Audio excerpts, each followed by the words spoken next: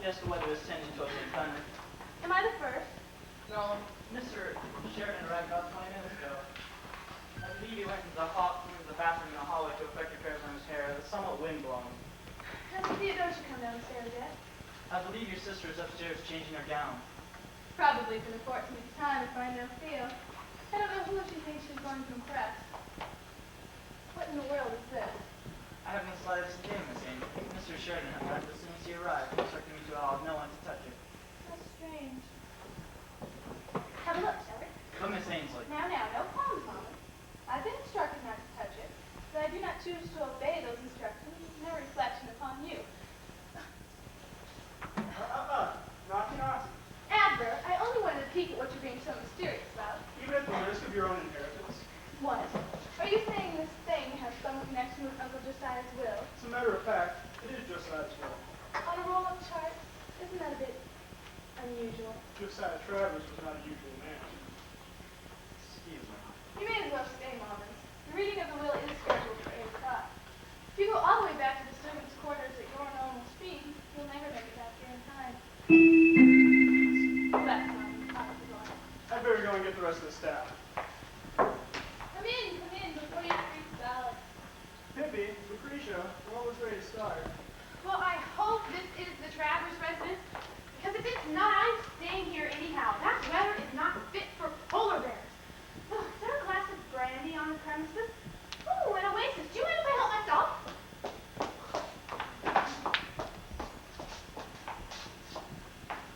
I don't believe you've been introduced. Well, I don't believe it either. I'm playing fondue.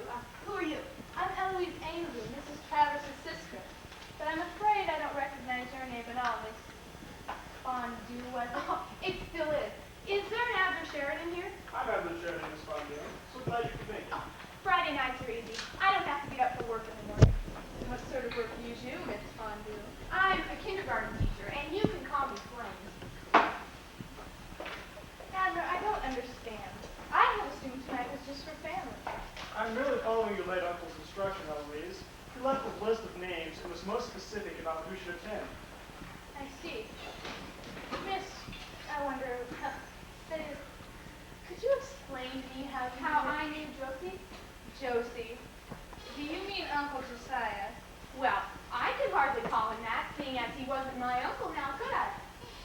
Come to think of it, how come you do? I mean, he wasn't your uncle either. Well, I always thought of Miss Dutch, and he practically was. I mean, he was the uncle of my dear sister Theodosia's late husband, Charles. So you see... Well, I see that family-wise, you're no more his relative than I am. You have no right to say that, just because it's a fact. Now, ladies, there's no need to squabble.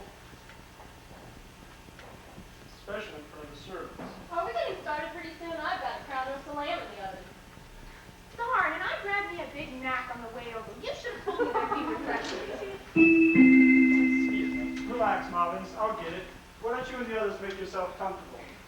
Doesn't seem fitting somehow. But I've been on my feet all day. And it is rather special circumstances, Miss Fondue. You never did tell me how you happen to know my uncle. Well, it's nothing juicy. Really, honey. I never said. But you were thinking. Hi, I'm Jerry Delvin. Buzzy Burdette. Hope we're not late. Took forever to find a taxi. No, not at all. Why don't you find seats and make yourselves comfortable? Well, who else is coming? Just one more from outside. The others are still upstairs. Well, hello there. Can I offer you a drink? Really, Miss Fondue? Fondue. Lane. I'd love to. It's her name. What is this place? A parlor or a pet cemetery? My late brother-in-law, Charles, did taxidermy as a hobby. Quite adept at it, really. Oh, but I am forgetting my manners. I'm Eloise Ainsley, and this is Pippi, our parlor maid, Lucretia, our cook, Malden's our butler. And I am Adler Sheridan, the late Josiah Travers lawyer. So you're Aunt Eloise. I beg your pardon. Why? What'd you do? I'm sorry for the familiarity, Eloise. It's just that Connie always calls you that. I wasn't aware you knew my niece. Well, I hope he does. They're getting married in 2 weeks. That's impossible. Well, improbable, perhaps, I'll grant you. Say, where is Connie? Now, just a moment. My niece Connie is in the social register. And I'm really in the Manhattan phone book, is that it? Well, I must admit the name Jerry Delvin means absolutely nothing not his fault you don't do crossword puzzles. I beg your pardon? Aunt Eloise, that's how Jerry makes his living. Oh, well, I hadn't realized you'd all come down there. Eloise, will you relax? Uncle Josiah introduced us himself. You know how fond he was in puzzles. Well, yes, but don't be such a party pooper, Auntie. A good puzzle constructor can make a very nice living at it. Hi, I'm Kissy. You sure are. But that's short for Kirsten. Don't give me ideas. Too late. May I fix you a drink? I don't think so. My sister's under 21. That's never stopped me before. Don't worry. I'll put in a lot of soda. Doesn't that get the alcohol into the bloodstream even faster? You're reading my mind. Who are all these people? I thought tonight was for family. Ha! You fear losing your share of the Trevor's millions, don't you? The more people in the will, the less money to go around. But, I tell all of you, this is not an ordinary will. Zita, don't be ridiculous. You can't possibly know the terms. I knew Josiah Travers. A man like that would not make an ordinary will. I hate to say it, but she's probably right. Have I ever been wrong? Not so long as I've known you, and Zita has been my companion for most of my adult life. That is a long time. Really cute. Hold on. Things are going a bit too fast for me. Could I have a go around of the names again? Maybe they should have printed up programs. Here, let me do it for everyone's benefit. No, wait. Listening names to people isn't going to help.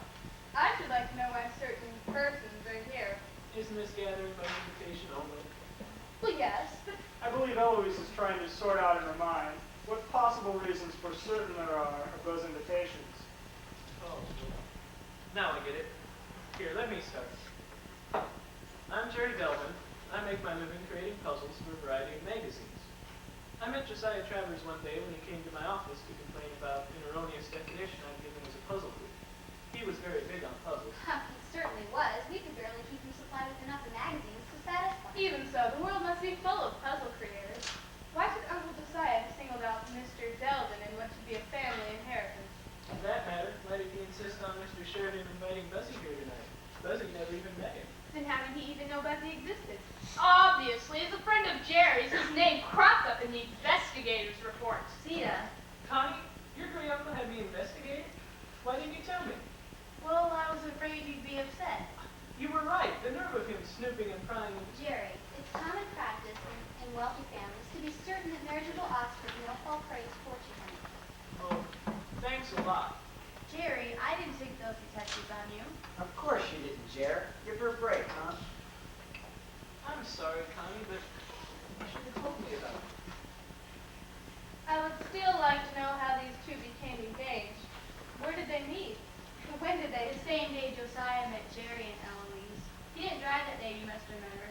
I was playing chauffeur for him, and we all went out to lunch. Jerry, Josiah, and myself. Target or puzzle quiz and such. And one thing led to another, and we... Hold on, wait a minute. I didn't want anybody's entire autobiography. I just wanted to know who's who. And I merely wish to know what connection anyone has with Josiah. Oh, then let's keep it simple. Now, Jerry and Buzzy have been explained fairly well. Josiah admired Jerry's line of work, and for reasons known only to Buzzy himself, insisted he was invited to this gathering tonight. Then you're not in the puzzle business. Not even close. I'm a pediatrician. A children's doctor? How interesting. I teach kindergarten. I knew we must have something in common. You teach the tots, I give them shots. Really, Mr. Burdett, must I remind you, we're here for the reading of a will, not holding auditions for the dating game. You sound disappointed. Actually, I think he's jealous. Kissy. Saved by the bell, I'll get it. Who else are we expecting? Just one more from outside, Eloise. This should be Daniel Denton, the final guest on the list. Dan Denton, but... Oh, I'm sorry. I didn't mean to scream. Then why did you? Oh, it's nothing, Buzzy. It's nothing at all. Good evening. My name is Denton. Daniel Denton. Here, Mr. Denton, let me take your coat. I'm Theodosia Travers. And I'm Kissy. Very happy to make your acquaintance, I'm sure. Kirsten, when I was a young lady, it was considered unseemly for a girl to speak to a man before being properly introduced. Well, what good did that do? Glad to meet you, Kissy. Let's all find seats so we get matters underway.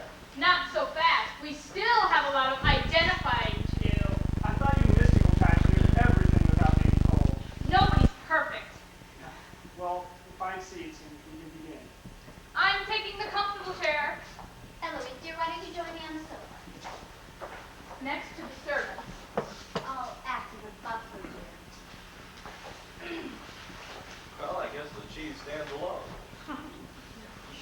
here for musical chairs? There's the coffee table if you don't mind. Well, I guess I don't mind if you don't. Those legs aren't very sturdy. Why don't you swap with one of the servants? We were here first. Really, Lucretia. I don't mind, honest, I don't.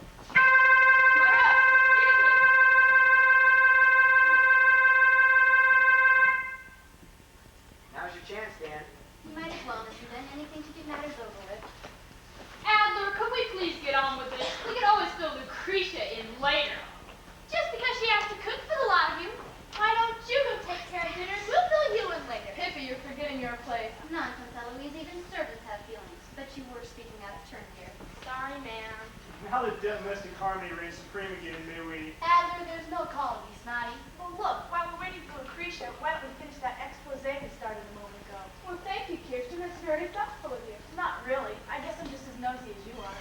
All right, let's have a roll call. But be brief about it. Now, Buzzy and Jerry have been explained fairly well. Not to me.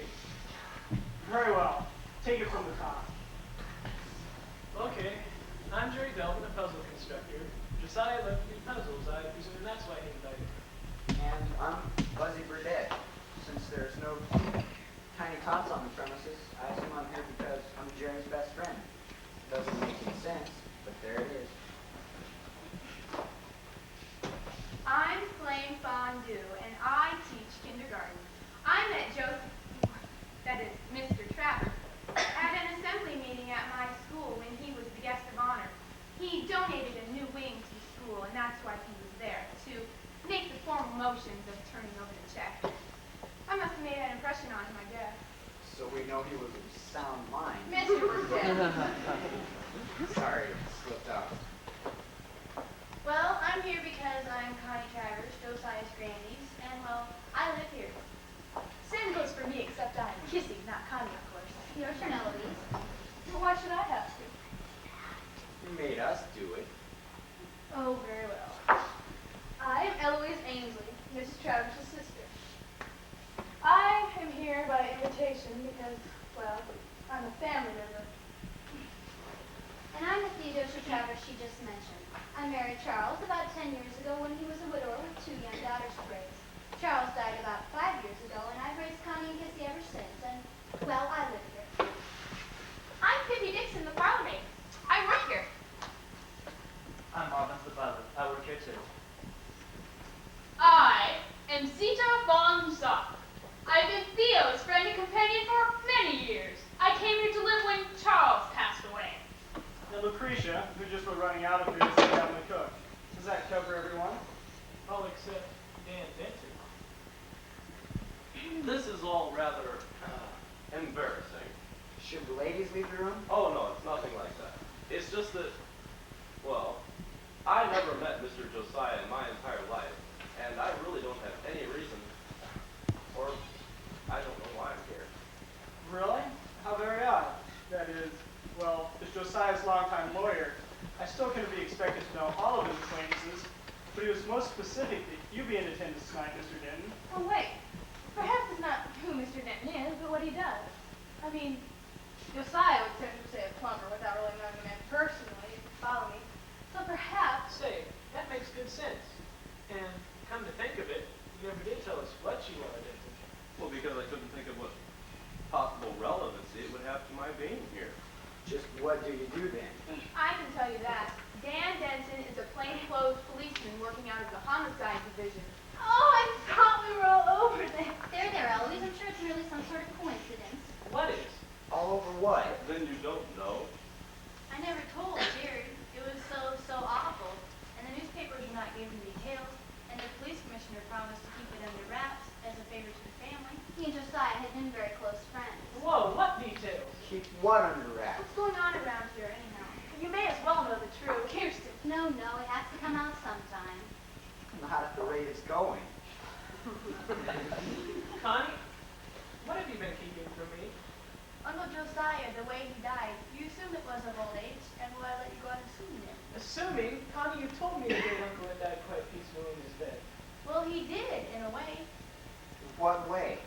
Somebody chopped him up with a meat cleaver into 17 pieces. I can see what Connie meant about peacefully. Spelling it wrong. Do you mean murder? Jerry, meat cleaver isn't exactly natural causes, and nobody commits suicide that way. Oh no, you're all doing it again. Why must you keep dragging it up? I tell you, I had nothing to do with it, nothing. Oh, now look what you've all done. Lou, you don't understand. What did Lucretia mean? It was her meat cleaver that did the job. Fortunately, it was her night off, and she had a solid alibi. Besides, it's not like you keep the cleaver locked up or anything. Then you mean it's just sitting there where anybody might just... Oh no, we threw it away afterward. It didn't seem right. They're using it to fix meals after it's been used for... So, what do you say to the person you need ready? I don't blame you. Sorry, pediatrician's day is never done. May I use your phone? Really, Mr. Burdett, if we're ever going to get the will read. Adler, we have to wait for Pippi and Lucretia anyhow. If you're right, Connie, let me see if I can get them back. Listen, while we're waiting, I'm kind of curious how it is that a kindergarten teacher is acquainted with a detective out of homicide. Oh, that's easy. We belong to the same aerobics class. Oh. I was hoping you met on a professional basis. Sorry, I haven't murdered anyone in weeks and weeks. I'm too tall for kindergarten. Hello, Dr. Burdett. Oh, I see. Yes, who's this? This is Dr. Burdett. What seems to be the problem? Really? How did it happen? Yes, I guess some adhesive tape on the neck, at least for now. Well, which foot? The left ear, too? Just how many pieces? Maybe you should get a specialist. If you think you can. If Elmer's glue won't do it, I don't know what will. Yeah, I guess. Keep me posted. Right, bye. My nurse dropped an antique vase. Listen, I'd still like to know why Josiah happened to invite Dan here tonight, unless he was in aerobics also. Hell, at his age, I could barely keep up. Perhaps I can clear up a few things. Well, yes. Well, about a week before Master Josiah, well, about a week before he died, he had me telephone the police department and ask for a list of the names of the people under its detective staff. I can only assume that your name was on that list. Well, yes, of course it would be. But so would about a dozen others. Why should he single me out particularly? I'm sorry, sir, I haven't the faintest idea. Perhaps when the will is read, the mystery will be cleared up. Well, I certainly hope so. I find the present situation utterly baffling. Yes, Adler, my curiosity is killing me. No more than my own. I only hope someone can clarify matters. I want you all to remember that Josiah Travis was a most unusual man. Even I, this lawyer, am very much in the dark concerning the final nature of his bequest. I can only carry out his will, as I am now doing, without a shred of real comprehension as to his aim. Adler, are you saying you don't know who gets what? That is precisely what I am saying. And now that you're all gathered here tonight, you'll see why. Behold, the last will and testament of Josiah Travis. Ain't it a beaut? What is that? Looks like pure gibberish. Adler, I don't understand. I'm afraid I'm as much in the dark as you all are. Well, I'll be darned. I might have guessed you'd do something like that, the old sly dude. Jerry, do you mean understand that thing? Well, not exactly, but I recognize it for what it is. What is it? It's a rebus, Oh, what? a picture puzzle. Those drawings and things stand for words. It was one of Josiah's favorite puzzle forms. Do you mean you can read that thing? What does it say? Well, wait, hold on a minute. I can read some of it right off the bat, but other parts will take a little figuring. Perhaps that's why Jerry wasn't invited tonight. Uncle Josiah knew we need someone to scramble that mess. But that doesn't explain what I'm doing here. I'm sure everything will become clear once we allow Mr. Delton to read it to us. So you're right. Go ahead, Jerry. Well, okay. If it gains my friends. We can see that. Don't interrupt, Lou. I have to read the words, you know, so we can see where the pictures fit in between them. Of course you do, my boy. Go right ahead. Thank you. Okay, then. My friends, please. Their names. sort of teddy bear with the word me on its chest, followed by a period. Meaning what? Well, let's see now. A teddy bear with me on its chest. Oh, that's it. What? My friends, please bear with me, period. Yes, it's obvious once you figure it out. But what can that next part mean? Shouldn't someone write this down? I will. That next part's kind of obscure. There's a pair of rectangles with an arrow indicating the second one, followed by an ace of clubs, the word twos, and what seem to be a bunch of arms and legs. Oh, it's just like Josiah's murder. Eloise, get a hold of yourself. Josiah could hardly have known what was going to happen to him. Adler's right, Eloise, calm down. Shall I go on or what? Go on, of course. Okay, then the next part reads, enjoy dabbling and read, followed by a couple of buttons. Oh, that's it. What? It reads, enjoy dabbling and rebuses. Got it, but that stuff that comes before it, what should I put down? Members! Those arms and legs, they're members. Something about whose members enjoy dabbling in rebuses. Uncle Josiah used to belong to a club that specialized in creating and solving them. And that's the ace of clubs. So the next part reads, a club whose members enjoy dabbling in rebuses. But what do those two rectangles mean?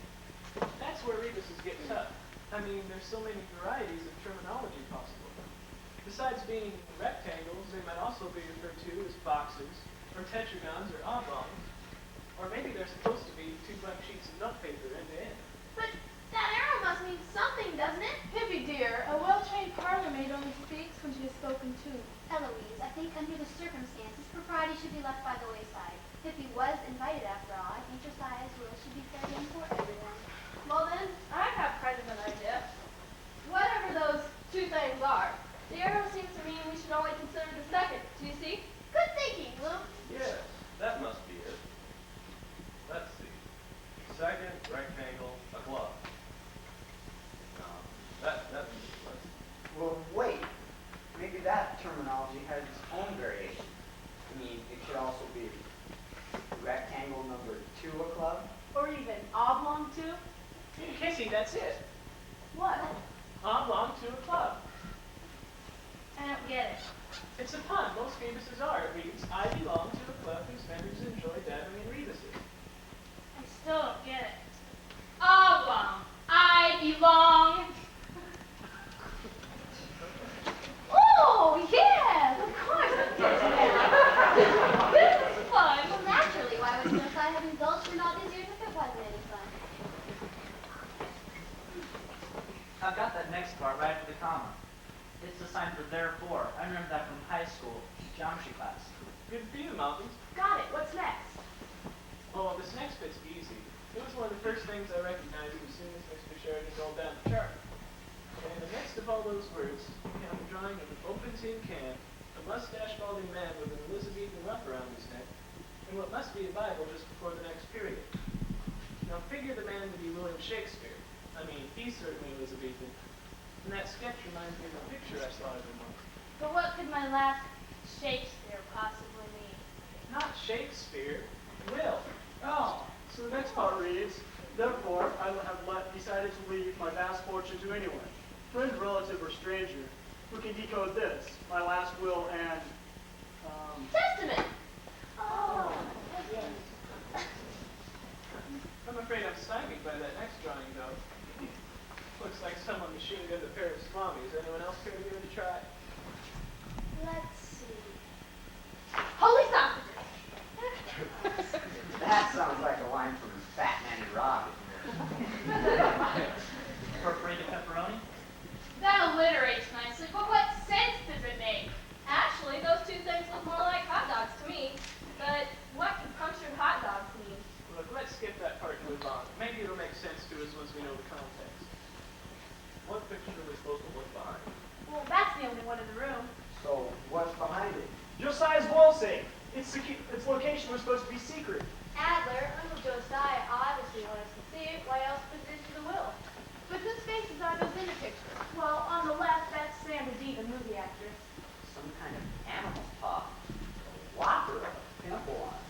And that guy on the right is Johann Sebastian Bach, if I remember rightly. But who's the gal cheek to cheek with him? It seems to me she's some sort of movie actress. The face seems very familiar. Barbara Bach, of course. Right next to Johann Sebastian Bach. The name similarities must mean something. But that doesn't add up to anything. But it must, otherwise why would Josie have indicated it? I got it. What? A wall safe, standard D, a deposit, and a pair of bucks. Safe, Deposit box. safe deposit box. You will find a large sum of whatever those ventilated weenies mean in a safe deposit box in a wobbly vase. Buzzy's nurse. She phoned about a broken vase. Plain, use your head. How could Josiah Travers have known that my nurse would get butterfingered on the night the will was read? Well, yes, that's true enough, I guess. Of course, that silly urn has been loose for quite a long time. Just about ready to take a tumble. Fuzzy, that's it. What? That sketch doesn't refer to a wobbly vase. It means a loose urn. Oh, of course, it makes perfect sense now. Well, not to me it doesn't. Lucerne. Lucerne, the town in Switzerland. But why would anyone fly all the way to Lucerne in Switzerland to fill a safe deposit box with porous bratwurst? We'll just have to let that part go for a while. Let's move on. What is that written on that hypodermic? Propane. It's a kind of local anesthetic. Oh, that stuff that then it pumps into your mouth before it starts grilling, Tippy. Oh, that stuff. I hate the way that makes you feel. On the contrary, the way it makes you not feel. Everything goes completely numb. Not as numb as you'd like it to be, though. You can still feel the drilling a little. You should tell the dentist when that happens, Kissy, so he'll give you a little more. Oh, no, bad enough feeling numb without feeling any number. That's it. What? Cocaine is a number, but if you write it out, it's spelled exactly the right number. The number of the safe deposit box in Lucerne. This is more fun all the time. Well, with all due respect to the dear departed, of course. Come on, Eloise, you're doing yourself immensely. Why not admit it? Perhaps a tiny bit. Are we taking a dance break or what? Because if we are, I want another drink. No, of course not. Mrs. Ellis, would you please continue? Well, I don't know if I can. I mean, the significance of that empty mailbox thing leaves me completely. Well, let's try it in context. You will find a large sum of whatever those sausages mean in a safe deposit box in Lucerne, the number of which is first, initially, the something of this group. That's odd. What's that, Zita? Why would Josiah say first and initially? They both mean the same thing, don't they? Maybe it's some kind of clue. Yeah. I mean, a puzzle lover like Josiah wouldn't make a mistake like that. Of course. He was expecting a meat cleaver at any moment. That can't be. Lippy's right. The will was completed at least a week before Master Josiah, well, Yes, maybe even two. I'll have to check my records to be quite correct. But what can that empty mailbox mean? Yes, we're getting off the track. Does anyone have any ideas? Let's be logical. An empty mailbox means that there's no mail. Could it refer to a postal holiday? The postal holidays group makes no sense at all. Well, maybe it's the name of a holiday, like Christmas. President's Day. Memorial Day. Labor Day? No, those don't seem to make any sense at all. Maybe it's a semi-holiday, like Halloween. Halloween's not a holiday at all. It is in Transylvania. I wonder. What? Well, I was born on Halloween, but I can't seem to fit my birthday to the text. The Marvin's birthday of this group? Hey, maybe that's it. What? Halloween. How do you figure, Bessie? Halloweenies. Oh, come on. Just as good as anything else we've thought of. Buzzy's got a point. Maybe on the top of his head. Oh, come now. Let's be nice. We do this thing logically. All right, I'm sorry, Dr. That's okay. I guess we're all kind of tense right now. Letters! Missing letters! That's what the empty mailbox means. Jerry, that can't be right. I mean, we're looking for numbers, not letters, right? Well, yeah, I guess you're right. Look, let's move on to the next clue. We can can always backtrack later. Good idea. What could the significance of that guy in the toga be? And why is he pushing that teapot away? A teapot wearing a beret. And don't forget the plus sign right in front of the guy. Could that guy be Julius Caesar? I mean, he used to wear one of those coral reefs around his head. Laurel wreaths. Whatever. Julius Caesar, of course. But what was his final word? Didn't he say et tu, Brute? Yeah, he did. In the play, I know. But did he in real life? Yes, I remember that from school. Shakespeare was using an actual quote at that point. That's why he left it in Latin. But what's the teapot have to do with the beret? Maybe it's a French teapot. What's French for teapot? Search me. The French word for tea is thé. Does that any help to anyone? Wait a minute. Et tu, Brute. Brute, brewing tea. But get rid of that part. That leaves at 2. Where's that leave us? Et tu. Those are numbers. 8 and 2. But if those are the numbers to a safe deposit box in Lucerne, I'm sure it would be longer than that. Maybe that's what the plus sign stands for. Of course, those are just the last 2 numbers. That empty mailbox must stand for the numbers that come before them. But how? What do missing letters have to do with numbers? Why don't we skip on to the next sketch, and then we can come back and figure it out later. What is the next drawing anyhow? Seems simple enough to me. It's a sailor lying in the sun. No, I mean that thing down by his feet.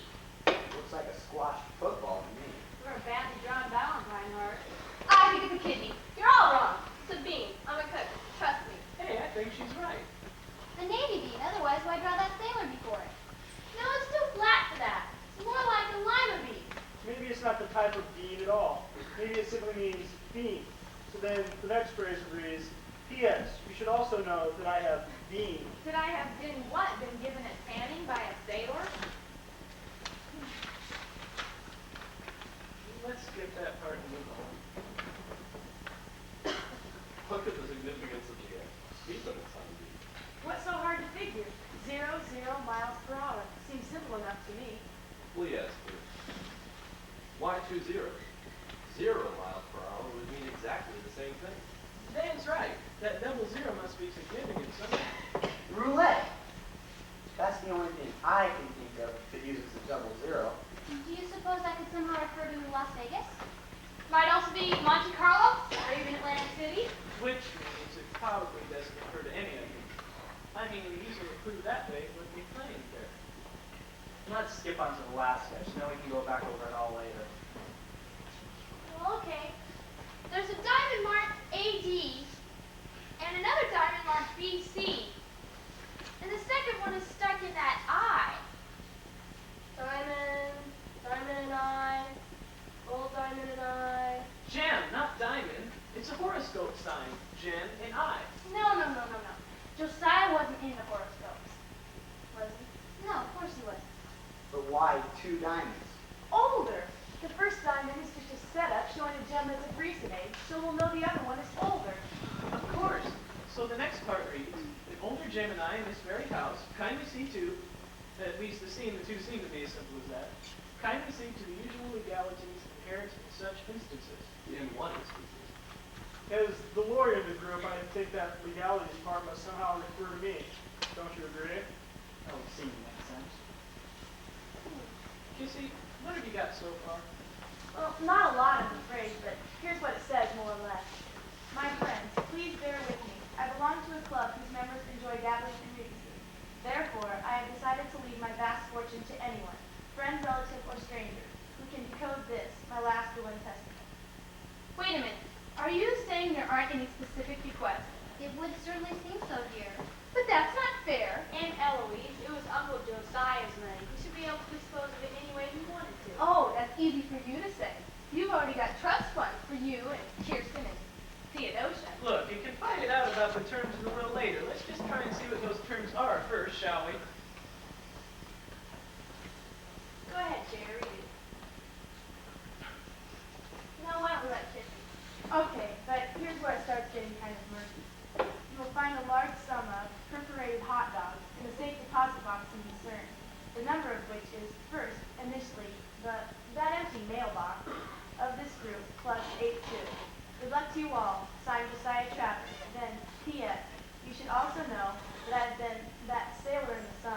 by 00 miles per hour, an older Gemini in this very house.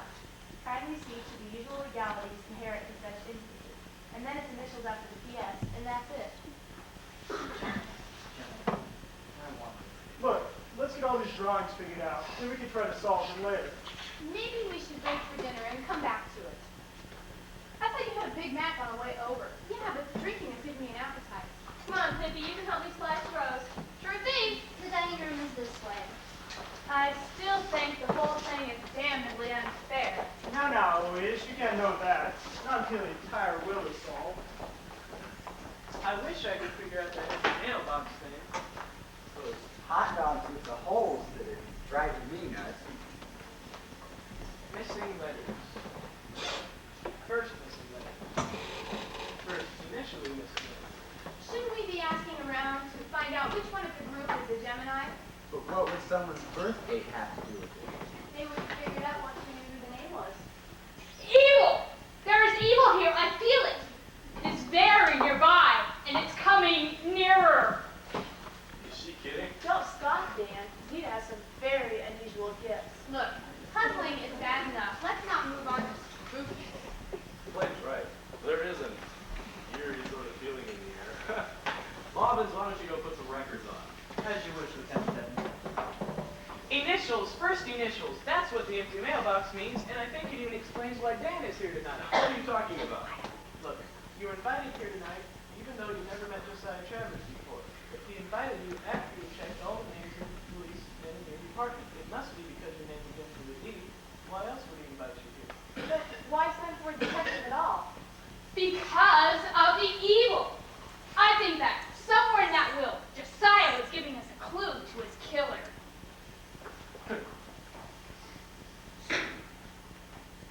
Look, those letters are initials. What are they? I better put them down on paper. Good idea.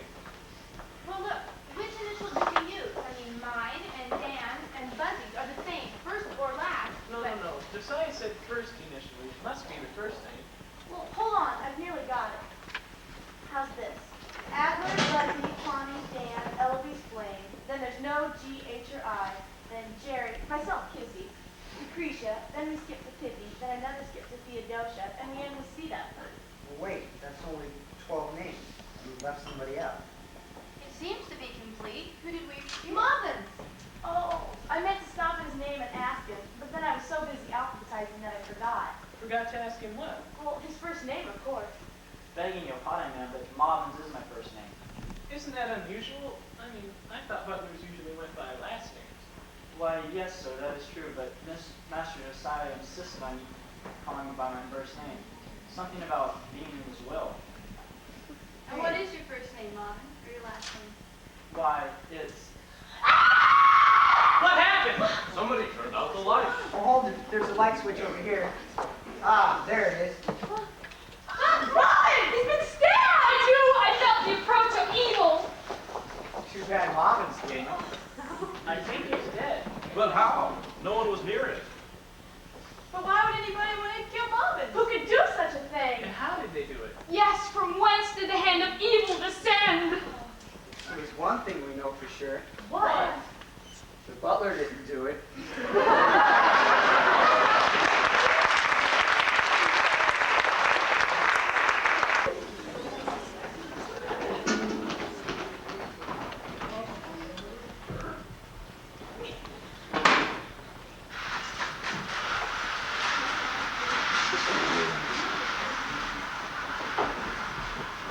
Aren't you finished yet? I need a hand with the dishes.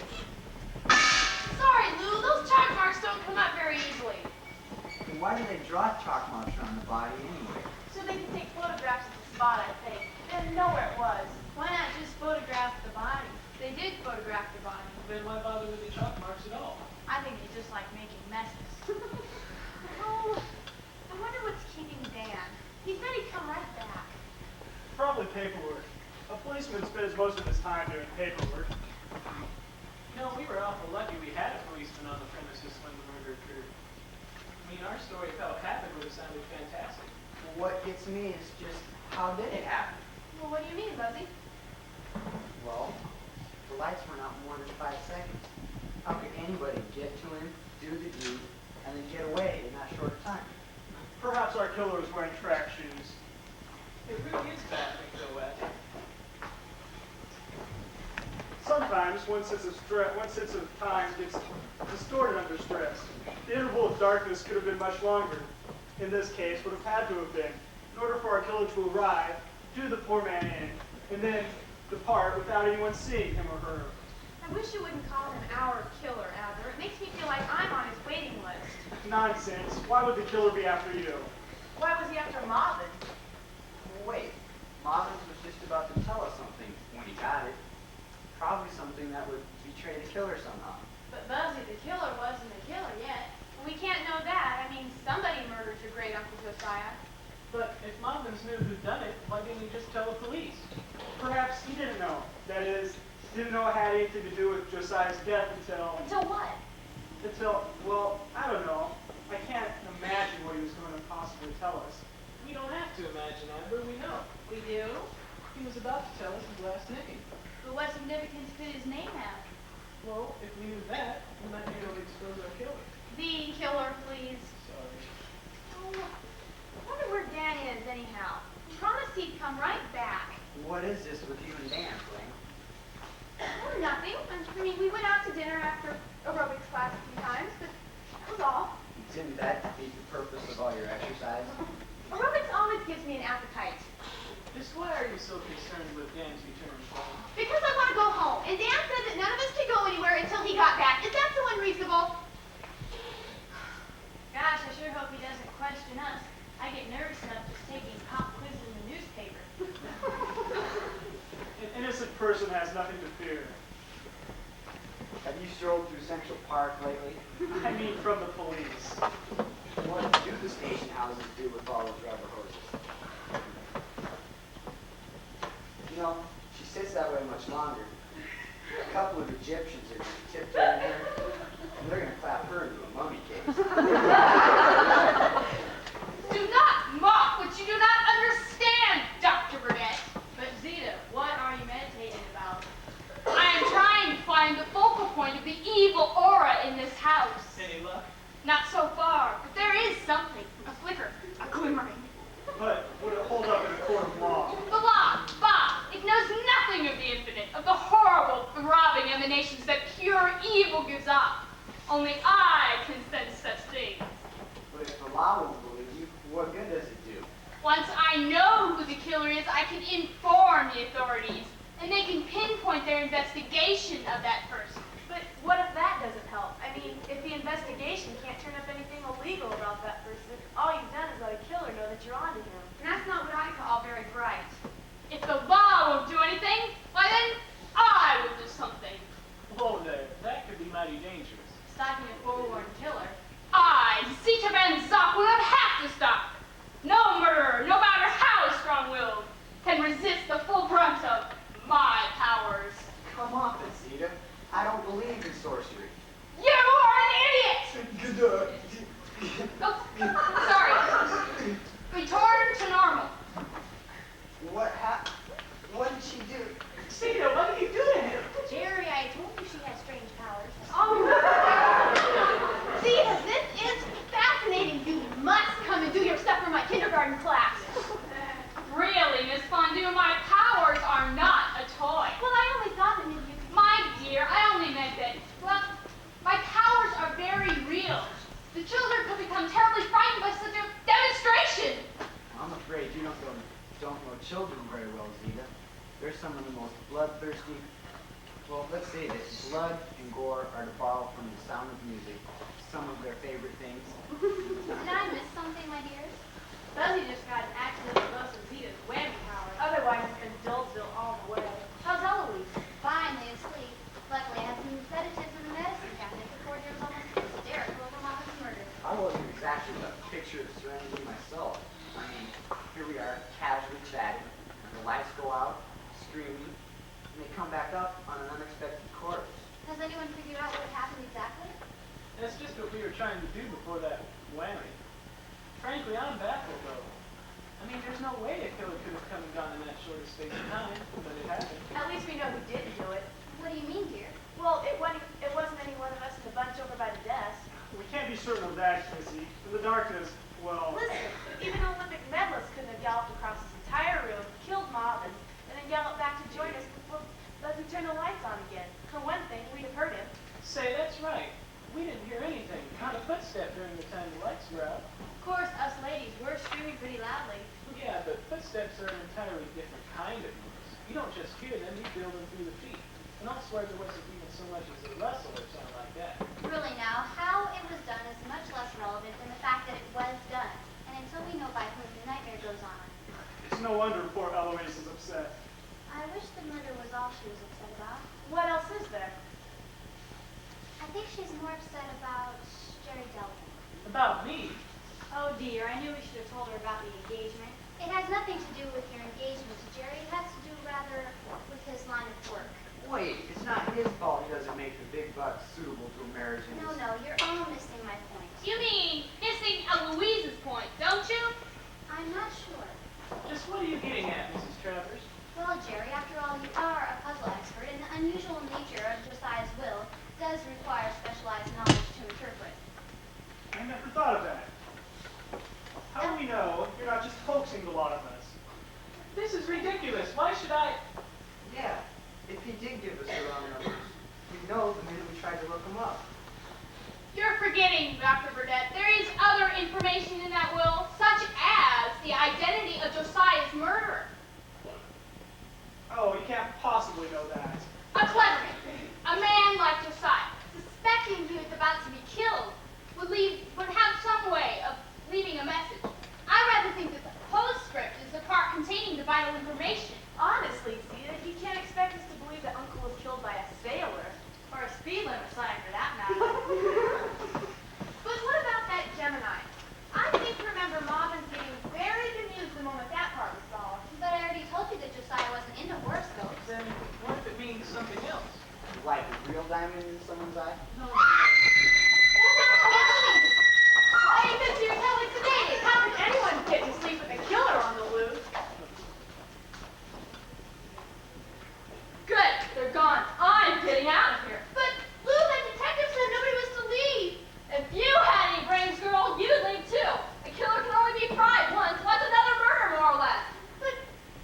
But the police are going to come after you, and they're going to find you.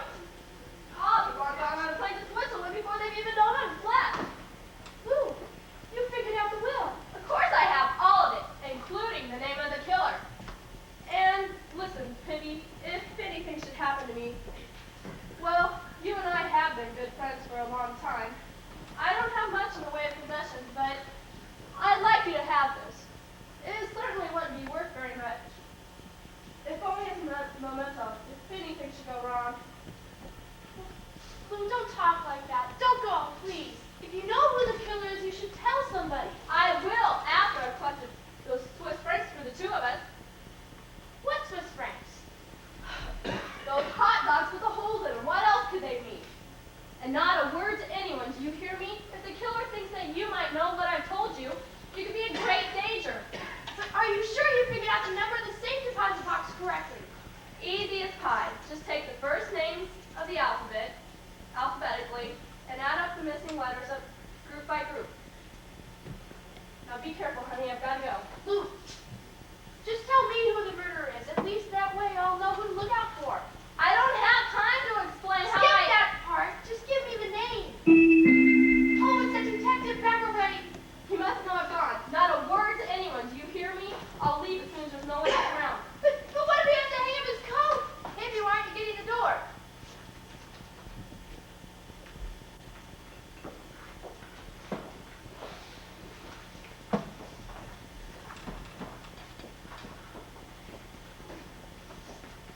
Sorry to have kept you all waiting so long. I had quite a bit of information to gather down at the headquarters. Where's that Van Zock woman? And Miss Ainsley? And Mrs. Travers? Oh, here, let me take that for you. That's okay, Vivi. I can get it. Oh, I can just hang it over the chair then. That's all right. Yes, that's fine. Thank you. Is this going to take very long, Lieutenant Benton? The sooner I'm safe at home in my own bed, the happier I'll be. That all depends on how quickly I can get some truthful answers. Would you all please find a seat? Oh, in answer to your earlier question, Lieutenant, Zita and Theo are upstairs seeing to Eloise.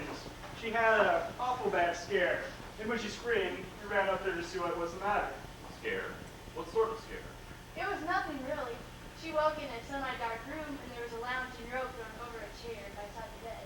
It did rather look like a hunchback dwarf, though. That's what Eloise thought it was anyhow. I'm sure the other ladies will be down just as soon as they've gotten Eloise back to sleep. Good. I can get a few other things cleared up in the meantime. Shouldn't everyone be here, Lieutenant? What I have to say has nothing to do with them, or for that matter, this household. Then what has it got to do with the case? That's what I'd like to find out. Mr. Burdett, for starters, would you like to contend that your name is Fuzzy? Oh, no, of course not. It's a nickname. I just happen to refer to my own name. No crime in that. What is your real name, Buzzy? Benjamin Bradford Burdett. Oh, well, it certainly doesn't suit you. That's why I never use it. Quite a monogram it gives you. All D's. That's why they call me Buzzy. Look, this is all fine and dandy, Dan, but why bother with nitpicking little details like that? You seem to have forgotten Josiah's will.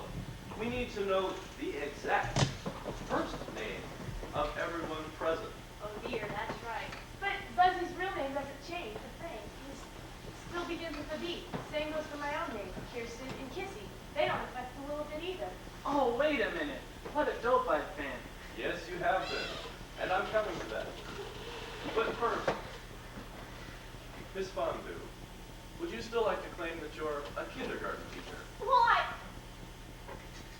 Oh, I guess not. I mean, it doesn't matter much anymore, does it? Just, who are you then? Well, she's playing Fondue all right, but actually she's a private detective, hired by Josiah Travers about 2 months ago. Well, all right, and what of it? Would you mind telling us why Josiah hired you? Normally, I would mind. Client's confidentiality and all that, but if telling what I know might help solve my client's murder, well, I'm sure Josie wouldn't mind my providing any information I can. Then why were you hired? Josiah suspected someone in this household was planning to kill him. He didn't know, or wouldn't say, who that person was.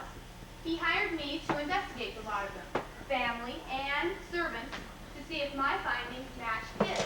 Only he wouldn't tell me what he knew or suspected until I finished with my investigation. And before that happened, well, you know what happened to him. So what did you find out? A certain party was greatly in debt. Gambling debts is my guess, and the only way for that person to get any money, especially with the potential jail sentence looming overhead, was if Josie should die. It's no wonder he was so upset. So the inheritance would cover the gambling debts. Well, that's what I did think until tonight, but then, seeing the way the will is constructed, I mean, anybody can get the money if they can break that coding. It just doesn't make any sense. But you came here, regardless, under a false pretense. Oh, I wouldn't talk false pretenses if I were you. You mean he's not a policeman? That I don't know. I do know that he's not Dan Denton. How do you know that? Well, for one thing, I wasn't kidding about that aerobics class. I really do know Dan Denton quite well. And for another thing, the real Dan Denton was the victim of a hit-and-run driver just about 6 o'clock this evening, before we all started arriving here. You mean he's dead? Fortunately, no. But he did suffer quite a few bruises and contusions and will be in the hospital for several days. I, as his partner, decided it would be appropriate for me to attend in his place. I didn't account on the flame knowing Dan, of course. Thanks for not blowing my cover, Mike. No, it wasn't professional courtesy by a long shot. For all I knew, you were that hit-and-run driver. I just wanted to see what you were up to before I blew the whistle. Wait a minute. How do we know he is what he says he is? He could still be a criminal pretending to be Dan's partner. That's easy, Pippi. When the police got here, they all knew him, left him in charge of the case. They'd hardly do that with an imposter. If those really were the police, Buzzy, your case is complicated enough already. sorry. But say now, Mr. Policeman, what is your name? David Fesco, working out of homicide, same as Dan. Oh, good. That means the initial's still the same. Hippie, don't be ridiculous. If Josiah had intended that Daniel Denton being present tonight, so it'd be Daniel Denton's initials we'd go by, no matter what the initials of this Fesco are. Okay, I see. So everything's still all right then. Which brings us back to Jerry again. Look, don't rub it in. I've been a real idiot. What is Lieutenant Fesco talking about, Jerry? Who is Lieutenant Fesco? Do we have to go all over that again? Here, I can give the gals a quick update. Well, I wish you would. While you were gone, it's turned out that Flame is a private detective hired by Josiah before he died. But the real Dan is in the hospital. And this is his partner, Dave Vesco. Ha! This is as bad as missing an installment in the soap opera. We leave the room for a few minutes, and it's almost impossible to catch up on the storyline. Nonsense, Zeta. I thought Buzz summed things up quite nicely. Except for the fact that Lieutenant Fesco was just about to accuse Jerry of something when he walked in. Then Eloise was right? Right about what? Oh, Lieutenant, it was nothing. Really nothing. I'd like to hear about it anyway. Look, it's just that Eloise, well, with good reason now that I've had time to think it over, thought that I, the puzzle expert, might be deliberately misinterpreting the information of this will so I could have the money all to myself. And have you been? Hardly. I mean, we don't even know if there is any money involved. But what about the Swiss francs? What's Swiss francs? Are you saying that Lou's figured out the will? Say, where is Lucretia anyhow? Oh no, she's probably on her way to Switzerland. And there's nothing we can do to stop her. But we've got to stop her. Aha, then you are interested in that money. Well, of course I am, wouldn't you be? But what I meant was, if she's figured out the entire will, then she must know the identity of Josiah's murderer. Gosh, I never thought of that. I'll get an APB out on her right away. Wait! You don't have to. She hasn't left the house yet. Then where is she? Well, Lou and I made a pact out in the kitchen when we were washing up the dinner dishes. We decided that if either of us should solve the will and decide how to get the inheritance, that the one who did so should split with the other one 50-50. But why should you? Because two heads are better than one. Of course, if neither of you had to worry about losing out on the inheritance entirely, you could pool your ideas together and get to a solution sooner. Okay, we get the idea. But where is she? Well, you understand, I'd never betray a friend. Except, well, I don't want to be stuck in the house with a killer on Do the you loose know who either. the killer is? Well, no. She was just getting ready to tell me when you rang the doorbell. So, Where is she? she in the closet. So that's why you were so anxious to hang up Dave's coat for him. Well, I couldn't let him go in there, could I? Makes sense to me. I'm sorry, Lou, but I just had to tell them. Here! Here in the chair! I need a drink.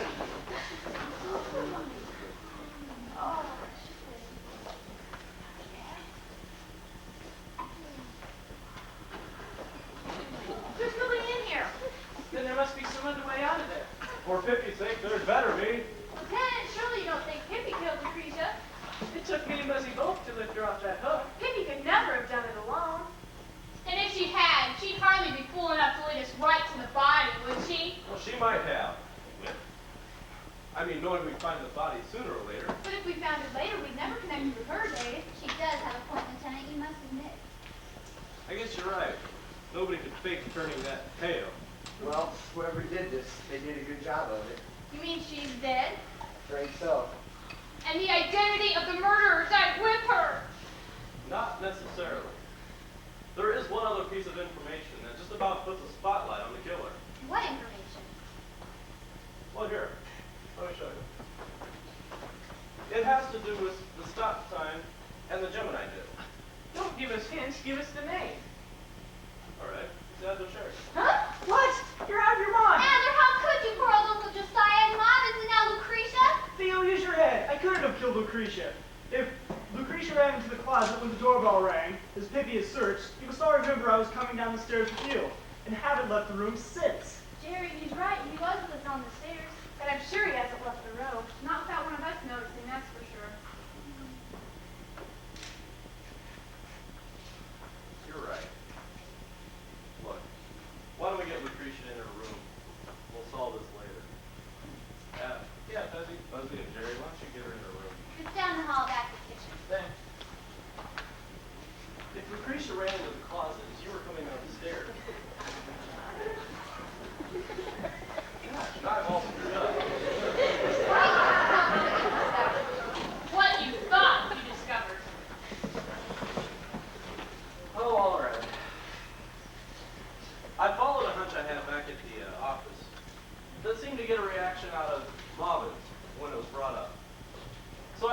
city records clerk out of bed and had to look up from the past 45 to 50 years a certain set of twins being born.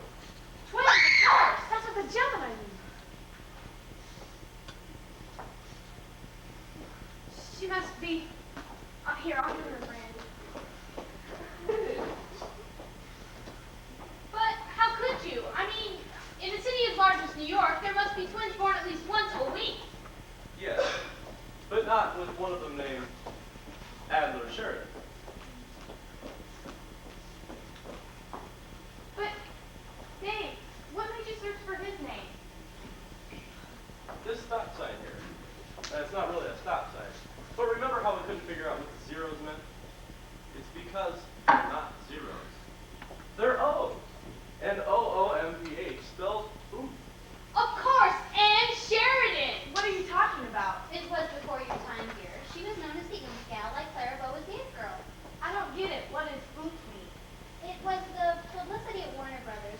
Well, they indicated that it was the type of sound that men would grunt when Miss Sheridan appeared on screen. Oh, hey, that's neat. So that latter part of the will read, I have been something by Sheridan. A Gemini in this very house. Of course.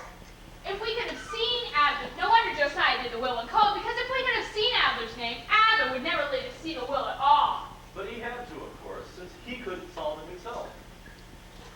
Really, I should explain to you that. Wait, Lieutenant, you said the code pointed to the killer.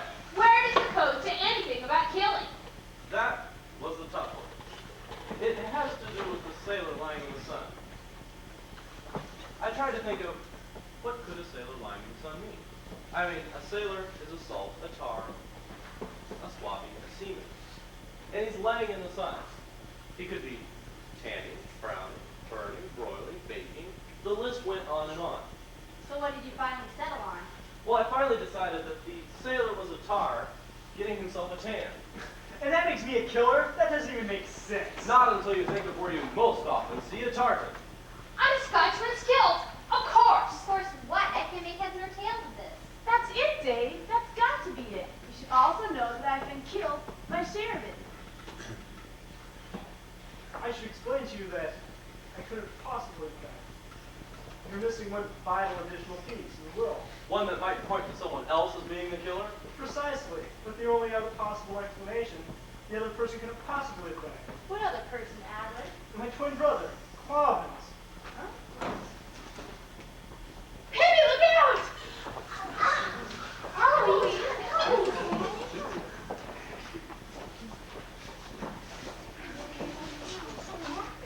Stand back! Give her some air! What was that scream? What happened? Somebody tried to kill Pippi. What? Dear, you must be delirious. No one was anywhere near Pippi. Stop treating me like I'm a mental defective. I know what I saw. And just what did you see, Miss Sullivan? Well, I saw a gloved hand with a dagger thrusting towards Pippi's bed. But that's impossible. There was nobody anywhere near me. Whose hand, Eloise? I'm sorry, from the foot of the stairs, the closet jutting out like that, I couldn't see the actual person, just the hand and an arm. But Pippi was all alone there by the phonograph. Just like Mama's, before the lights went out. Are you trying to say that Eloise did see somebody? With all that's been going on here tonight, nothing would surprise me. Well, of course I saw somebody. I just wish I could have seen who it was. What do you mean all's been going on here tonight? You don't mean something else has happened besides Mom's murder? There, Eloise, you mustn't overexcite yourself. Now, why don't you go back upstairs and No have a nice way. talk? Not again. I just barely got to sleep when I heard all of you screaming down here. Well, that's what brought me downstairs. I heard screaming and shouting, then a lot of muffled murmuring. I couldn't stand not knowing what happened. Well, what happened? Aha! That must have been about the time Pippi opened the closet. Fuzzy, please. Theo, will you stop fluttering like a mother hen? Found what, Fuzzy? Your cook Lucretia. Dead.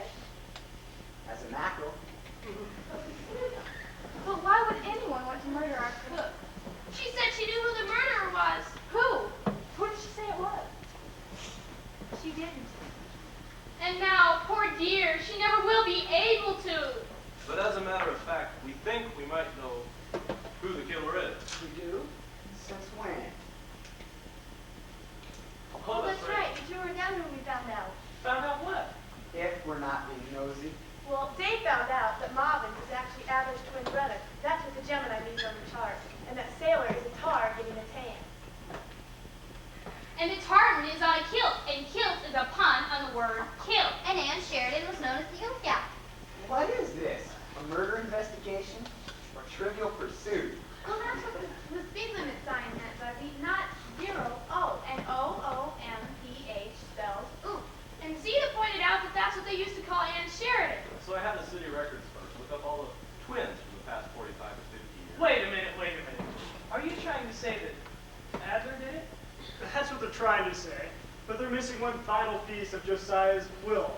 It says that the older Gemini is responsible for the murder. And if you did your checking in depth, Lieutenant Fesco, you'll find that I am the younger Gemini. But that's impossible. Everything fits. Sunday, October 31st, 19... Daddy, we know that. Marvin's told us he was born on Halloween. Bob and Sheridan was born at 105. And his twin Adler was born at 150.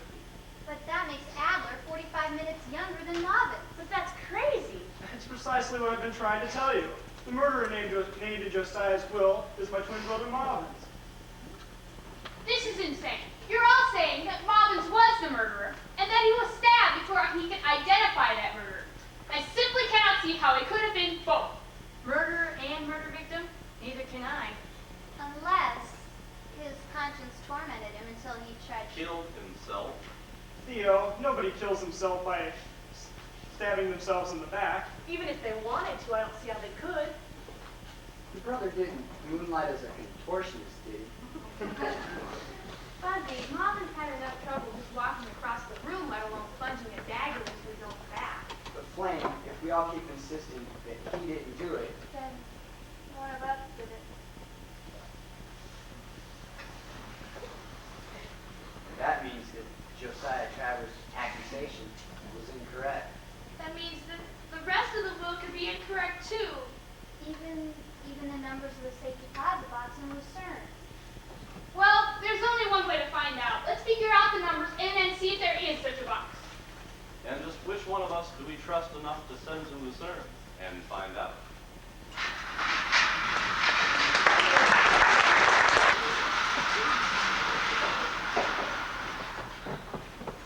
Well, folks, there's a secret exit in that closet. I sure can't find it. Are you trying to say that Lucretia killed herself too?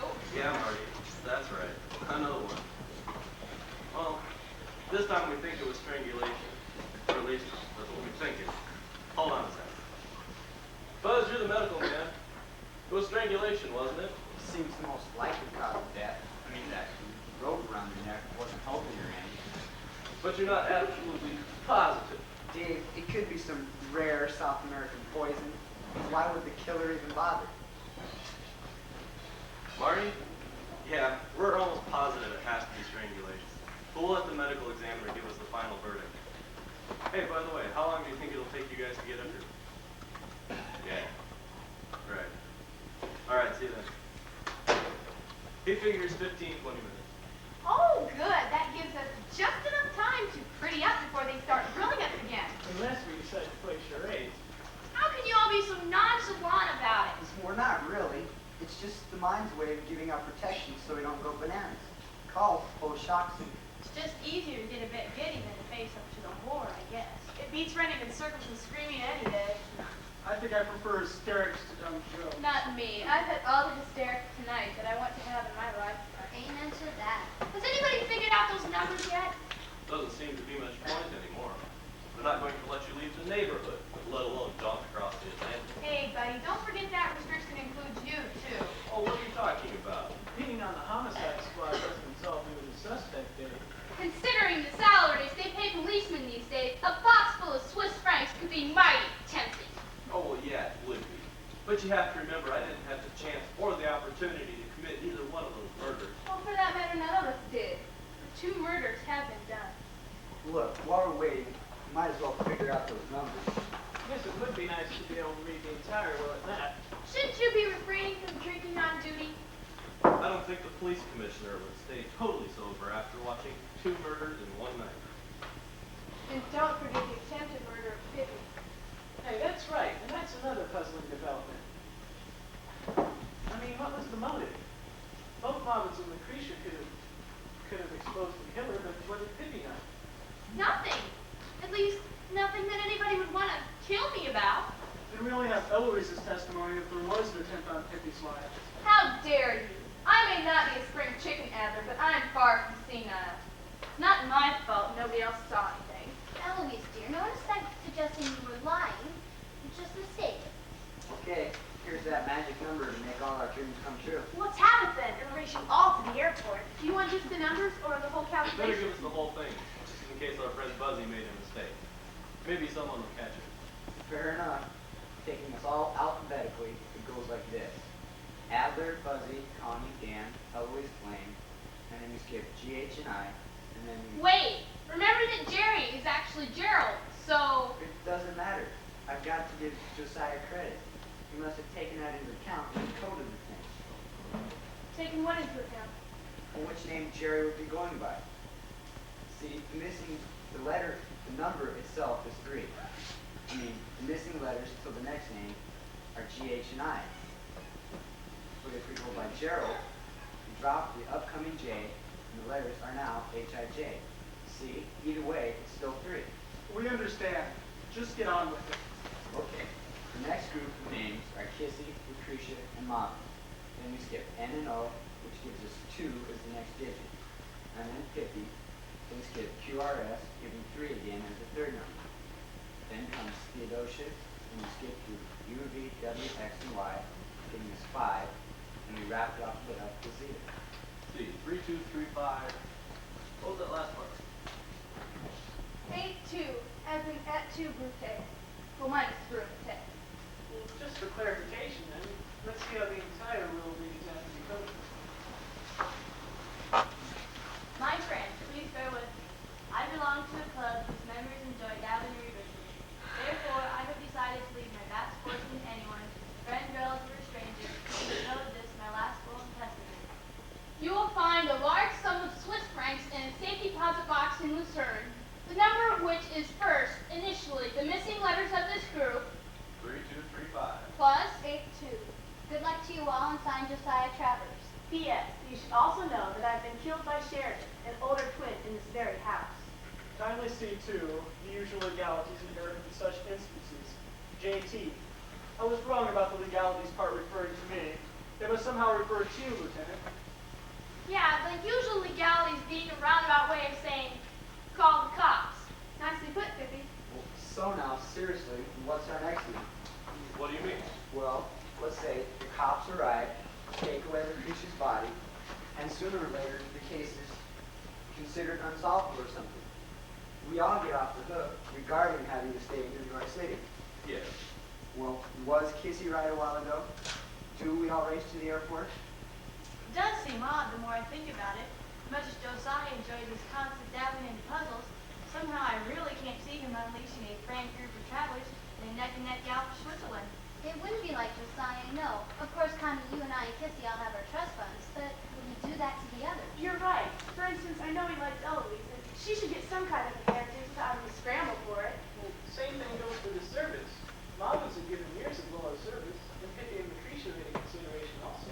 And what about Adler's legal fees? I mean, isn't a lawyer entitled to a certain percentage of the estate for, well, handling matters of the deceased? It doesn't seem fitting somehow for him to... Stiffen? Yes, thank you, Buzzy. That's exactly what I mean. So what you're all saying is that the terms of the will are not characteristic of Josie? Well, I have to agree. I mean, I didn't know the man that long, but, well, that just isn't like him. But where does that leave us? I mean, the chart is certainly intended to mean something, isn't it? You don't suppose that maybe we've interpreted this coding all wrong, do you? Which brings us back to Eloise's earlier concern about Jerry. Oh, now wait a minute. I swear, I mean, I can't say for an absolute certainty that all my various solutions are correct, but hey, remember, I didn't decode everything in this will. That's right. While he and I were stashing Lucretia, you guys had a field day romping through the clues. How do we know we can trust the rest of you? But if the will's been misinterpreted, no matter who made the errors, what other possible alternative interpretation could there be? Be beats me where we could have gone wrong. Anyone else have any ideas? Well, we all know that some of the coding was simple. I mean, that last will and testament bit was blatantly obvious. But perhaps if we concentrated on the part where a large variety of interpretations were possible and left the ones that we're sure of out. Hey, that's not bad thinking, Zia. Not bad at all. Well, as far as I'm concerned, the first few lines are almost childishly simple. The bear, the oblong, playing card, arms and legs. Any arguments there? And the therefore sign Actually, everything up through the last will and testament part seems unarguably correct. Yeah, but that's where things start getting sticky. I mean, do those hot dogs mean Swiss francs? And is that wobbly base capable of meaning nothing but lucerne? And don't forget the older Gemini bit further along. We know that can't be right, since Marvin's was older than me by 45 minutes. Don't skip around like that, Ed. Let's stick to one thing at a time. Now that trembling bit of progeny. But I really am concerned about the Gemini thing, Jer. But you're not awfully concerned about your twin, as I recall. That is odd, now that you mention it. Yes. If my twin had been murdered, that'd be a basket case for weeks. Eloise, you're always a basket case. I just don't seem to be the emotional type. I keep my sorrows deep and down inside of me, hidden. Just exactly where were you when your brother was murdered, Ed? Why, I'd left the room much earlier. I was going to the dining room with Eloise and Theo, remember? But you stopped in the hall to use the bathroom, Adler, and we went on without you. And that's odd. When I first arrived here, Adler had gone there to comb his hair. Something. It seems strange that he'd go back there so soon again. This is ridiculous. I killed no one. That's true, but actually, What is it, Kissy? Have you thought of something? yes, at least sorta. What, for Pete's sake? The last two people who held information back will never be talking again. But Jerry, it's not information. It's kind of a nutty notion. Whatever it is, spill it, and quickly. Yes, please. The lights go out far too easily in this house. Well, I just have this creepy feeling that maybe more than one person is in on it. Kissy, what are you saying? Well, when Marvin's was killed, he was far away from any of us in this room. Dave was at the bar, and the rest of us near the desk, and Theo, Eloise, and Adler were somewhere else in this house, and Pippi and Lucretia were in the kitchen. What does that matter? Well, when Lucretia was killed, again, nobody could have done it, unless Pippi was lying. Lou was alive when she went into that closet, and might be dead when she came out. And Pippi wasn't strong enough to have hung her up on the hook that way. Could you run that past me again? I must have missed something there. Well, hold on. Now I'm starting to get it right.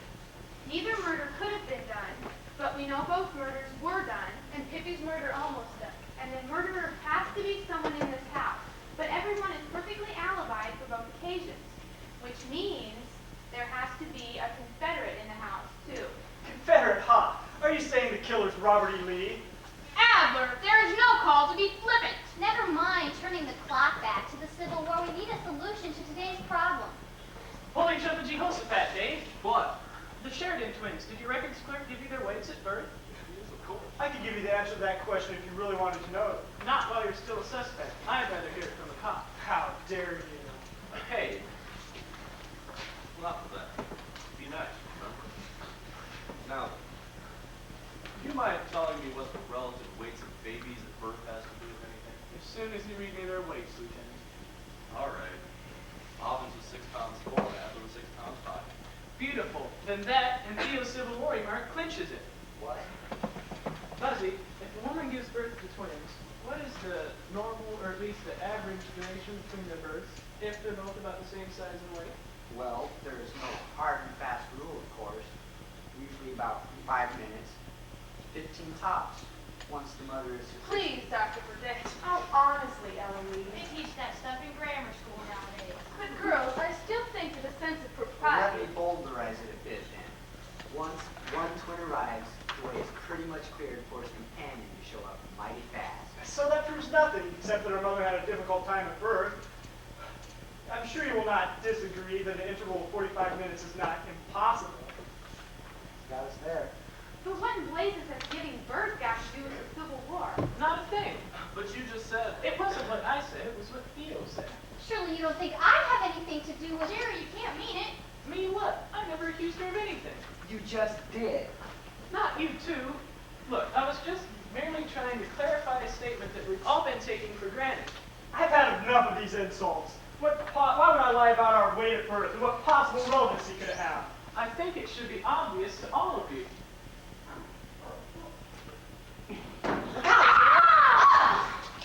Freeze, fella. Those hot dogs won't be the only things with holes. That's the thing I support for Pippi. But it was nowhere near as long as that. Freeze, just stay right where you are, Sheridan. The game's up. Very well. Very well. And that's how Malvin's murder was committed. It's a nifty little gadget, all right. You pull a handle all the way over here at the bar, and the victim gets it all the way over there by the phonograph. Sort of a variation on a spear gun, except, of course, if the dagger gets somebody, it remains in the person's back while the hand and arm thing vanishes again. Fuzzy, you knew about it? Of course, he must have. That's why he faked that argument with Jerry, so Jerry would walk away from the group and tempt Adler to employ that dagger thing. Right. Excuse me, but what does all this have to do with the Civil War? As I've already told you, Mrs. Travers, nothing at all. It's what you said about the Civil War that gave us our clue. Theo, what did you say? I really don't remember now. It was right after Adler made that snide remark about Robert E. Lee. I remember that And much. you snapped at him about turning the clocks back. That's the clue I've been searching for. Well, I wish you'd explain it to me, Jer. I don't understand, Blaine. The way you got the drop on Adler, I thought you were in on their plan. Well, not quite all the way, I'm afraid. They simply alerted me to get the drop on whoever went behind the bar, but why it turned out to be Adler, I haven't the faintest idea. Except that it means the will was absolutely correct about A. Sheridan being the killer. Very much so, Pippi. Josiah Travers was a very shrewd man. He'd merely forgotten the significance of the day on which the twins were born. 15 minutes apart. But, do you mean Dave lied to us? I resent that. I swear I told you exactly what the records clerk told me. Relax, Dave. You weren't lying, and neither was that records clerk. Jerry, will you explain what you're talking about before I scream? So obvious, we should all get horsewhipped for not seeing it. For not seeing what? The twins were born on Halloween, early on a Sunday morning. That means it was the last Sunday in October. Jerry, we know that much. Yes, but we all forgot one vital piece of information. What do we do for the last Saturday in every October? We turned the clocks back. Yes, but what has that got to do with the last Sunday? Because that's the real time we turn the clocks back. Most people, of course, turn them back on Saturday night before they go to bed. But the actual official turn back time is at 2 a.m. Sunday. Hey, are you saying that? Which means that Adler Sheridan was born at 1:50 a.m. and then 10 minutes later, Oh, they turned the clocks back to 1 a.m. And at 5 minutes past 1, Malvin Sheridan was born, making Adler our older Gemini by 15 minutes. I never did like having that man around. Now I know why. Jerry, I owe you an apology. I would be most pleased to have a puzzle expert as a member of our family. But that still doesn't explain the attack on Pippi. First things first, I want to know why Adler murdered Josiah. And why he felt it necessary to chop him into 17 pieces. Yes, Adler, that was, among other things, a bit excessive. I admit, I did rather lose my head at the time. But what would you have done? He had just finished with the will, and knowing I need my legal fees from the estate to settle my gambling debts, since there was no one else around at the house at the time, I picked up a meat cleaver and hit him in the head with it. You'll be relieved to know he died instantly. But then, I picked up the will and tried to read it. And you couldn't. No more than any of the rest of us. Precisely. Furious, I took my rage out in the only way possible for me at the time. But Adler, 17 pieces. After the first 10 whacks, I lost count. Well, that pretty well wraps things up. I'll take over now, Flame. Let's move it out. Don't any of you leave the house while we're gone. There's a few other odds and ends I'd like cleared up when I get back. I've got an odd one right now, Dave. Just why are you taking him to the station? Are you crazy? He's admitted to murder. Aren't you forgetting the police are already on their way? That's right. He phoned up from that very desk just a while ago. just a long while ago, come to think of it. Hey, are you saying that? I'm saying your behavior's a bit screwy. Let me just check up on that. Hold it right there, Flame. Then you did fake that call. Yes, I did. Pretty cleverly, too. Well, this joker even pretended to be asking me details about the strangulation. Thought that was a clever bit myself. I don't get it. What has Dave got to do with all this? Honestly, Theo, sometimes I don't think you've got the brains you were born with. Dave is that Confederate we were postulating. plains gun, and I can't keep them all covered at once.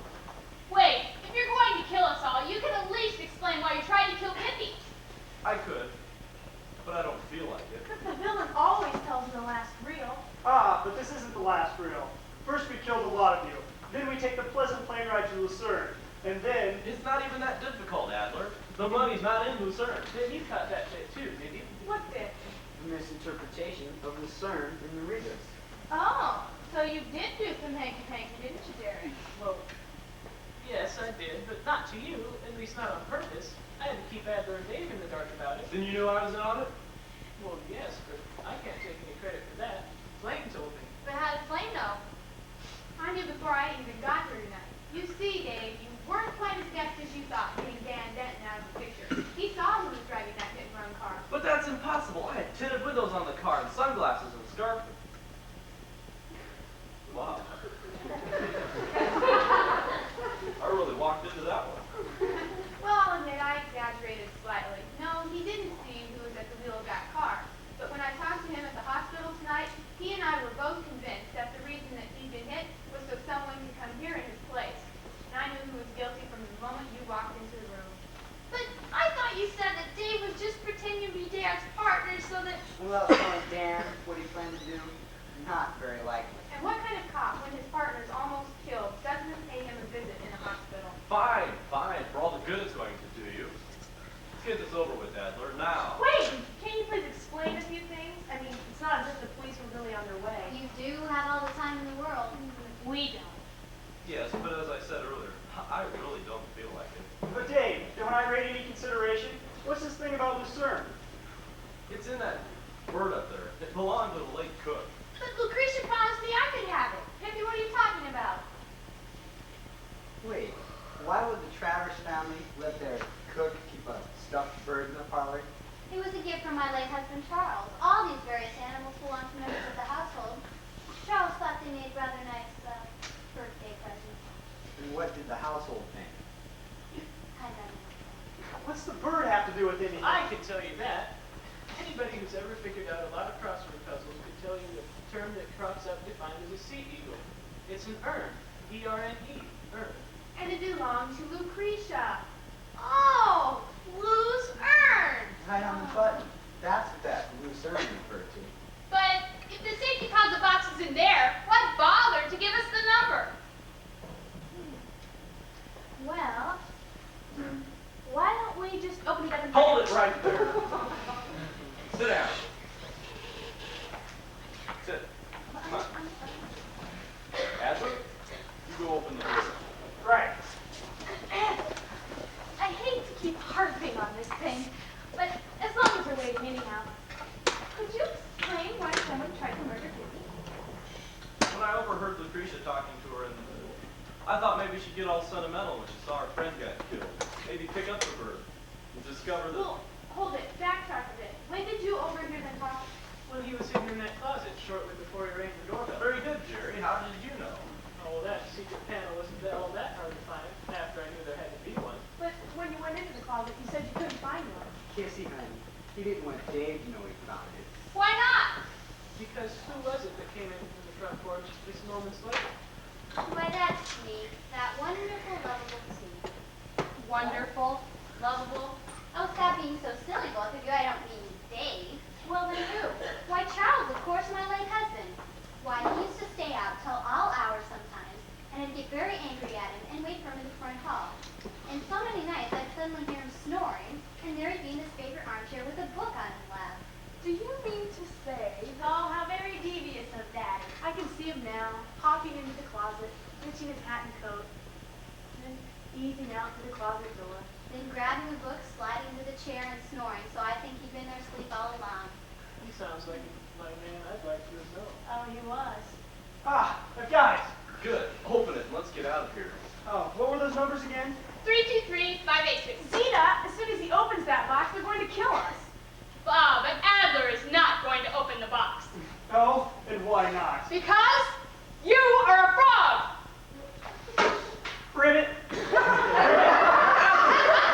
Have you gone crazy?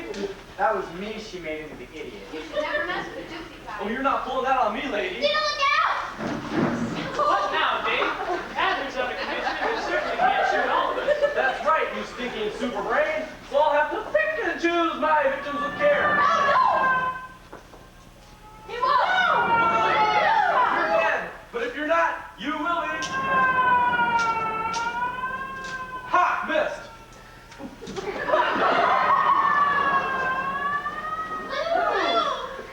There, honey. Are those cookies Cyrus? But I thought they faked that call. Oh, we did. But there's an extension in my room, and I called right before I came down. But Buzzy, when you examined her on the sofa, you said she was dead. What'd you expect me to do? Let the killer know I goofed, let the killer know he goofed so we could try and kill her again? Why, Dr. Burdett, you're much smarter than you look. What?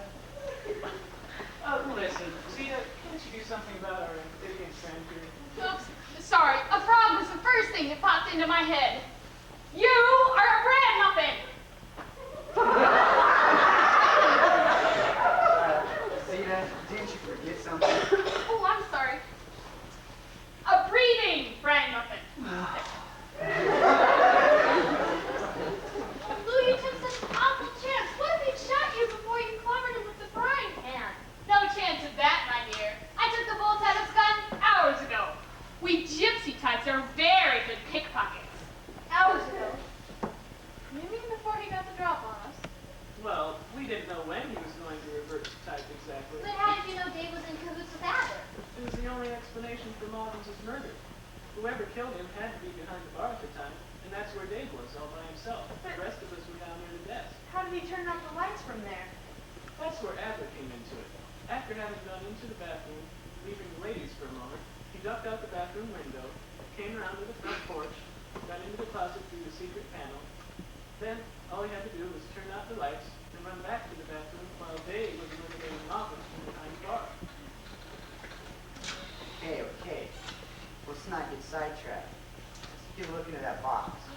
You're right. After all, the contents of this box are what the entire evening's been about. And I need a drink. That news didn't help my throat one bit. You look like you got a thick neck. That's got it. Here goes. We'll all be darned. What is it, darling? What's Frank's in there? I'm afraid not. What? Seems we all made one slight error about those holy hot dogs. That's not what they represent at all. Those are hot dogs, they're pods. And those are poles, they're seeds. What Josiah is drawing there is St. John's bread. Isn't that a fancy name for, what is it, the carabine? Exactly. And knowing how Josiah luxuriated in puns, what does that term suggest to you? Caribbean, like in the Caribbean Sea. Exactly. And taking the term C in financial circles, what would it convey to you? 100, like in a C note, $100 bill. Bingo! And in this box of nice thick packets with one of our names around each one are more C notes than I've ever seen in my entire life. Oh,